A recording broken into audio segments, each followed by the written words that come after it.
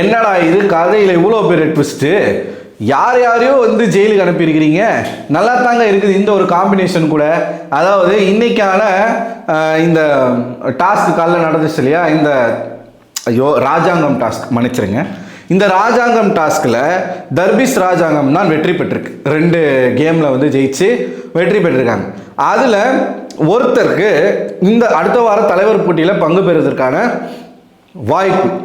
யார் அந்த ஒருத்தர் அப்படின்னு பேசும் பொழுது எஃப்ஜே, அதுக்கப்புறமா சாண்ட்ரா, அரோரா, இந்த 3 பேருமே ஆப்போசிட் டீமுக்கு போயிட்டாங்க. டாஸ்க் நடக்கும்போது இங்கே நீங்கள் அநீதி பண்ணுறீங்க, அநியாயம் பண்ணுறீங்க. சாண்ட்ராலாம் பார்வதியை காரி துப்பியிருந்தாங்க. என்ன தேவையில்லாமல் வம்புக்கு என் வாயை கிளறாத, அப்புறம் நான் பேச ஆரம்பிச்சேன்னா நீ தாங்க மாட்டேன், நான் எனக்கான வேலையை நீ செய்ய விடலை, அதனால் அந்த நாட்டுக்கு போயிட்டேன், தேவையில்லாமல் என் வாயை கிளறாதன்னு சொல்லி செருப்பை கழட்டி அடிச்சுட்டு போனாங்க சாண்ட்ரா. அதெல்லாம் பார்க்குறதுக்கு ரொம்பவே நல்லா இருந்துச்சு, ஆனந்தமாக இருந்துச்சு. அதுக்கப்புறமா என்ன நடந்துச்சுன்னு பார்த்தீங்கன்னா, இவங்களும் ஓட்டிங்கில் வருவோம், இவனுங்கெல்லாம் வந்து பார்வதியும் திவாகரும் நாங்கள் அவங்களெல்லாம் ஏற்றுக்க மாட்டோம், அவங்கள நாட்டை விட்டு ஒதுக்கி வச்சாச்சு, அவங்க எதிரி நாட்டாருக்கு போயிட்டாங்க, அவங்க ஓட்டு செல்லாது அப்படி இப்படின்னு சொல்ல, அவனுங்க அப்படியே வந்து எஃப்ஜே, சாண்ட்ரா, அரோராலாம் பேசி நாங்களும் வருவோம், எங்கள் கேரக்டரை நாங்கள் டிசைன் பண்ணிட்டோம், எங்களுக்கு பிக் பாஸ் கொடுத்த ஒரு டீமு, நீங்கள் யாரும் சொல்கிறதுக்கு அப்படின்னு அவன் பேசி கடைசியில் வந்து என்ன ஆயிடுச்சுன்னா ஓட்டிங் ப்ராசஸ் நடக்குது. பார்வதி எப்படியாச்சும் அடுத்த வார தலைவர் போட்டியில் நம்ம பங்கு பெறணும்னு நினச்சாங்க.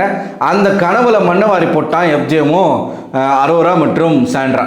யார் இந்த வாரம் தலைவர் போட்டிக்கு போட்டி போட போகிறது? சுபிக்ஷா அவர்கள். ஆனால் சுபிக்ஷா இந்த வாரம் தாண்டுவாங்களா மாட்டாங்களா அப்படிங்கிற ஒரு கேள்வியும் நமக்குள்ளே வந்துக்கிட்டு இருக்கு. அரோராவும் சுபிக்ஷாவும் இப்படி போயிட்டு வராங்க. இவங்க 2 பேரை ஃபோக்கஸ் பண்ணி ரம்யா விட்டீங்க. எனக்கு தெரிஞ்சு ரம்யா வெளில அனுப்பிடலாம். ரம்யாவை அனுப்பிட்டு அரோரா மற்றும் சுபிக்ஷாவை இந்த வீட்டுக்குள்ளே வச்சுக்கலான்னு நான் நினைக்கிறேன். ஸோ இது ஒரு பக்கம் நடக்குதா. அதுக்கப்புறமா தான் இந்த ரேங்கிங் டாஸ்க்கு நைட்டில் இப்போ தான் லைவில் வந்து நடக்க போகுது. இந்த ரேங்கிங் டாஸ்கில் வந்து பிக் பாஸே தான் என்ன பண்ணுறாருன்னா, ஒரு 3 பேரை சூஸ் பண்ணுங்க அப்படின்னு சொல்லி கண்டஸ்டன்ஸ் கிட்ட சொல்கிறாரு. அவங்க தான் கண்டஸ்டன்ஸ் தான் சூஸ் பண்ணுறாங்க. அமித், அப்புறமா கனி, நெக்ஸ்ட்டு விக்ரம் நடுநிலையாக இருப்பாங்க அப்படின்னு சொல்லிட்டு சூஸ் பண்ணுறாங்க. ஸோ சூஸ் பண்ண இவங்க தான் போய் டாஸ்க் லெட்டர் படிக்கிறாங்க. படிச்சுட்டு வந்து ரேங்கிங் டாஸ்கில் ஆர்டர் பிரகாரம் நிற்க வைக்கிறாங்க. அவங்களுக்கு கொடுக்கப்பட்ட ஆர்டர் என்ன அப்படின்னா, எல்லா சூழ்நிலையும் மெச்சூராக ஹேண்டில் பண்ணக்கூடிய ஒரு நபரை முதல் இடத்துலையும், கடைசியில் இருக்கிறவங்க வந்து சின்ன பிள்ளைத்தனமாக நடந்துக்கிறாங்க, இம்மெச்சூர் பர்சன் அப்படின்னு சொல்லி யாரை நினைக்கிறீங்களோ அவங்கள லாஸ்ட் பொசிஷனில் நிற்க வைக்கணும். அப்படி தான் இவங்க நிற்க வைக்கிறாங்க. முதல்ல சபரி, 2வது சுபிக்ஷா, அப்புறம் கேமி, 4வது வந்து சாண்ட்ரா, 5வது வந்து நம்ம பிரஜின், 6வது வியானா, 7வது வந்து இவங்க நின்றுட்டு இருந்தாங்க. ஐயோ அவங்க பேர் என்ன, அரோரா. 8வதுல வந்து ஐ திங்க் ரம்யா. 8வது வந்து ரம்யா. 9வது வந்து திவ்யா. 10வது இடத்துல யார் இருந்தாங்கன்னு பார்த்தீங்கன்னா கமருதீன் நினைக்கிறேன். கமருதீன் வினோத் வந்து 10 நினைக்கிறேன். 11 கமருதீன். 12ல் வந்து எஃப்ஜே. அதுக்கப்புறமா வினோத்தும் கமருதீன்னா கொஞ்சம் கன்ஃபியூஸாக இருக்குது. 13 பார்வதி. 14 வந்து தர்பீஸ். ஸோ அந்த நிற்க வச்சதில் பயங்கரமான சண்டை வந்துச்சு. அது ஒரு ப்ரோமோவில் போட்டுருந்தான் பார்த்தோம். யாருமே இவங்க நிற்க வச்ச ஆர்டரை வந்து ஏற்றுக்கலை. இப்போ வியானாலாம் என்ன சொல்கிறாங்கன்னா, இந்த ஃபஸ்ட்டு 3 பொசிஷனுமே நான் ஒத்துக்கவே மாட்டேன், பார்வதி இந்த 13வது பொசிஷனுக்கு நான் ஒத்துக்க மாட்டேன், 9வது இடத்துக்கு நான் தகுதியான நபர் கிடையாது, நான் முன்னாடி போகணும் அப்படின்னு திவ்யா பேச, நீங்கள்லாம் வந்து ஒருதலை பட்சமாக பண்ணுறீங்க, நீங்கள் பாரபட்சம் காட்டுறீங்க, நீங்கள் நடுநிலையாக இருப்பீங்கன்னு தானே நான் உங்களை தேர்வு செய்தோம் அப்படி இப்படின்னு திவ்யா ஒரு பக்கம் பேசுகிறாங்க. எனக்கு தெரிஞ்சு பாரபட்சம் என்பது கனிக்கிட்டையும் விக்ரம் கிட்டே இருக்கு. எஃப்ஜேவை மட்டும் ஏன் ஒதுக்கிட்டாங்க அப்படின்னு எனக்கு இப்போ தோணுது. அப்படின்னா எஃப்ஜே வந்து நிறைய இடங்கள்ல கனியையும் சபரியும் வச்சு பொழக்கிறான். இன்னைக்கு பொழந்துட்டான். சபரி எதுவுமே பேசாமல் இருக்கும் பொழுது, நீ தான் கேப்டன் ஆச்சு, எல்லாத்துக்கும் பேசுவியே, இப்போ பேசு. கனி வந்து எஃப்ஜே எதனா சமாதானப்படுத்த வந்தால், நீங்கள் எதுக்கு பேசுகிறீங்க, அவங்க பேசும்போது நீங்கள் பொத்திட்டு தானே இருந்தீங்க, அப்போ பொத்திட்டு இருக்கணுமா அப்படிலாம் வந்து கேட்டால், இதெல்லாம் மனசில் வச்சுக்கிட்டு எஃப்ஜே வந்து பலி கொடுத்துட்டாங்களா என்னன்னு தெரில. பட் அன்பு கேங்கில் ஒரு 2 பேரை முன்னாடி அமுச்சு விட்டாங்க, கமியையும் அதுக்கப்புறமா சபரியையும்.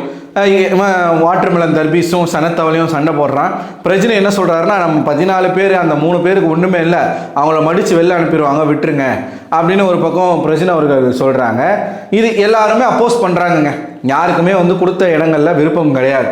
இப்போ என்ன ஆயிடுச்சுன்னு பார்த்தீங்கன்னா, பார்வதி வந்து பெஸ்ட்டு பர்ஃபார்மர் வரும், அந்த பெஸ்ட்டு பர்ஃபார்மரில் எப்படியாச்சும் நம்ம பெஸ்ட்டு பர்ஃபார்மராக ஆகிட்டு அடுத்த வாரம் தலை போட்டியில் நம்ம போட்டி போட்டே ஆகணும் அப்படின்னு பார்வதி ஆசைப்படுறாங்க. எனக்கு தெரிஞ்சு பார்வதிக்கு ஒரு வாரம் வீட்டின் தலையாக இருக்கணும்னு ஆசை போல்.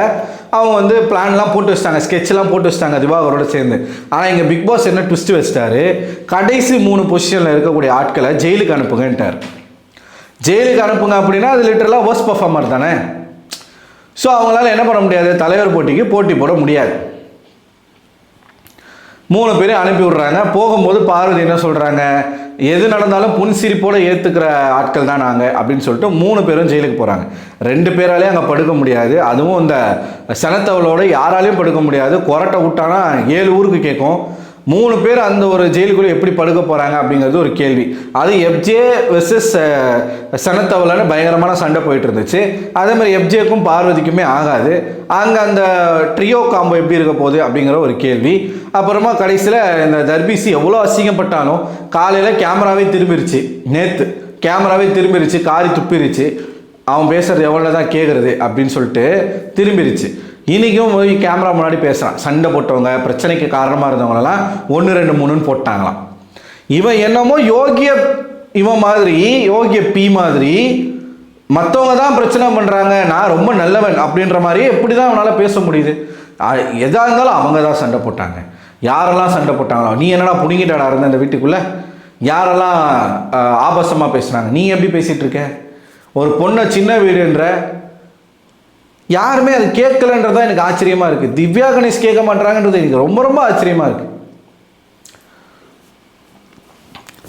ஸோ இந்த 3 பேரை ஜெயிலில் தூக்கி போடுறாங்க. இந்த 3 பேருக்கும் என்ன விதமான பனிஷ்மெண்ட் இதுக்கப்புறம் நடக்க போகுது அப்படிங்கிறது நமக்கு தெரியாது. இப்போ தான் அந்த டாஸ்க்கும் நடக்க போகுது. நடந்து முடிஞ்ச பிறகு என்ன நடந்திருக்கு அப்படிங்கிறத நம்ம வந்து ஒரு வீடியோவாக பார்ப்போம். ஸோ இந்த ஆர்டர் படி கரெக்டாக நிற்கிறாங்கன்னு நீங்கள் நினைக்கிறீங்களா? என்னை பொறுத்த வரைக்கும் அந்த 3 பேர் வந்து நிற்கிறதுக்கு தகுதியே இல்லை. திவ்யாவும் பார்வதியும் முன்னாடி வரணும்.